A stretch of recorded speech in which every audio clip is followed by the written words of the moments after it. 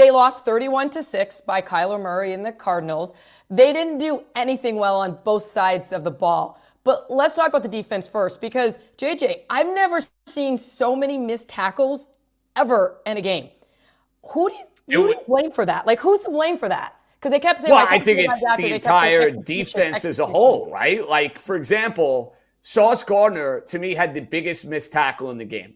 Now, the Jets were probably going to lose this game anyway. Things were not going according to script on both sides of the ball. But there was a sequence. I wish I could tell you what the score was, but it was a 3rd down and 3rd and long where if Sauce Gardner goes and makes a tackle on McBride, you're talking about the Jets getting the ball back. You're talking about a significant swing in momentum in the game. And he flat out whiffed on the tackle. For a guy who is expected to be paid like, and this is how he has talked, and this is what he has expressed as a goal of his, to be the highest paid corner in the league, let's call it like it is, Jeane. Sauce Gardner has not played like the highest paid corner in the league. To me, his play has taken a significant step back from where it was in year 1 and year 2. And I'm not going to just say that Sauce was the only one missing tackles, but I look at my best players and I hold them to a different standard, quite frankly, than other guys who are on this defense. And I really was ticked off when I see Sauce Gardner going back and forth with Rich Cimini on Twitter after your team just got absolutely smoked and you have to go and basically debate a member of the media about a missed tackle, the idea that you were singled out. You're singled out, Sauce, because you're supposed to be one of the best. Own it, acknowledge it, and I would hope that somebody in that building would pull Sauce aside and say, look, we know you're a tremendous talent.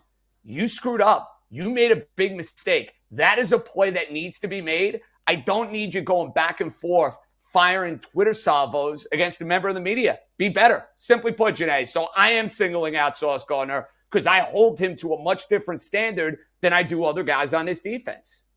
Yeah, I mean, just stay off Twitter. But after the game, he did say he has to be better. He has to tackle better. But I kept hearing execution. JJ, when do you learn how to execute? I mean, this is week 10. Is it practice? Is it something they should have done a long time ago? Is it what? How do you learn how to tackle?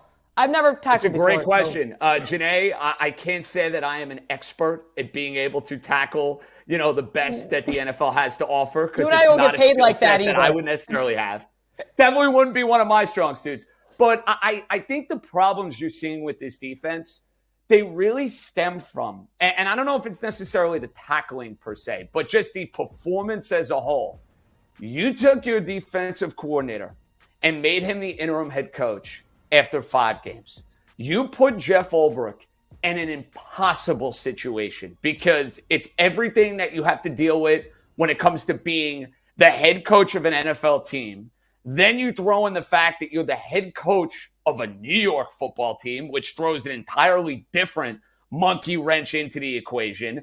And oh, by the way, you're calling the plays for this defense. Now your attention is not where it necessarily needs to be or what you thought it was going to be at the start of the year, because you got to be focused on your special teams. You got to be focused on what's going on with Aaron Rodgers in the offense. You have to be focused on just the narrative, the vibe, the locker room, the feel of your team. And I do believe, Jeane, this defense has taken a major hit by Jeff Ulbrich because of the position that he's in, being distracted as the interim head coach and not being focused primarily on what his job was or what his job was supposed to be at the start of the year. All right, JJ, we focused a lot on the defense starts, rightfully so. But offensively, they have not been playing well. They didn't play well yesterday. They didn't get a touchdown.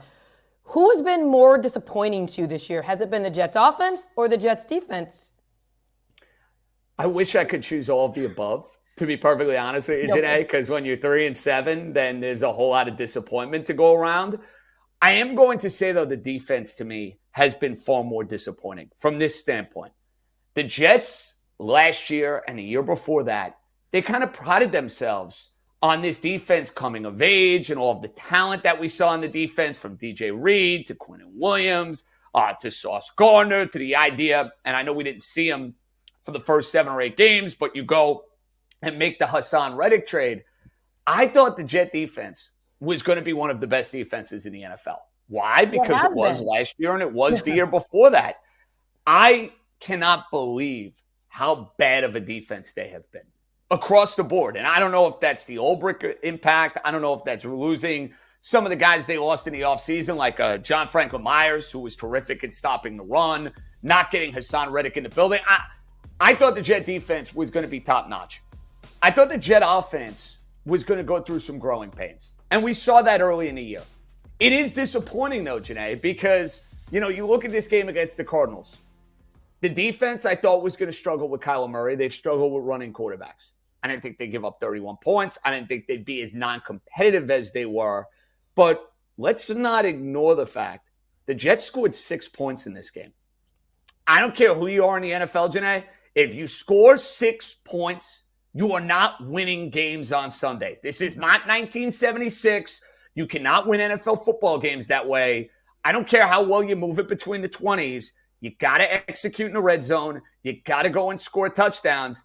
And after what the team was able to do in the second half against the Texans, I foolishly, Jeane, thought they would follow that up in a big way, that it would be a lot more Garrett Wilson, Devontae Adams, and it felt like Aaron Rodgers and his receivers weren't on the same page. It felt like the Jets couldn't go and finish a drive, and they scored 6 points. So I have to be wishy-washy on this. I'm sorry, Jeane. I can't pick one. I lean defense, but the offense is incredibly disappointing too. So I hope that answered your question.